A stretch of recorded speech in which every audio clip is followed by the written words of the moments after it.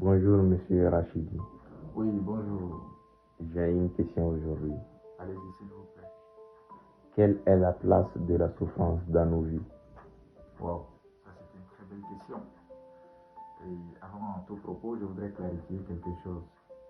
De la façon dont chacun a sa définition de la réussite, c'est ainsi que nous avons aussi notre propre définition de la souffrance. Ce que peut-être vous appelez la souffrance peut ne pas être quelque chose d'important pour quelqu'un d'autre. Tout contrefait, la souffrance n'est pas là pour nous détruire. La souffrance est là pour nous construire. Vous allez constater que devant toute situation, il n'y a que trois manières de faire. Soit nous nous soumettons, soit nous fuyons, ou soit nous luttons. Et quelle que soit l'option que nous choisissons, nous avons toujours une récompense. Quand on regarde autour de nous, on comprend nettement que la souffrance a sa place dans la vie de tout et chacun de nous. Nous avons tous quelque chose qui nous empêche de dormir, qui nous empêche d'être parfois en harmonie avec nous.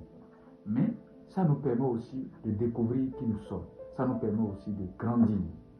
Quand vous regardez par exemple l'activité cardiaque de l'être humain, il faut qu'il y ait des hauts et des bas pour qu'on dise que le cœur est en train de fonctionner. Le jour où ça devient une droite, ça veut dire que la vie s'est arrêtée.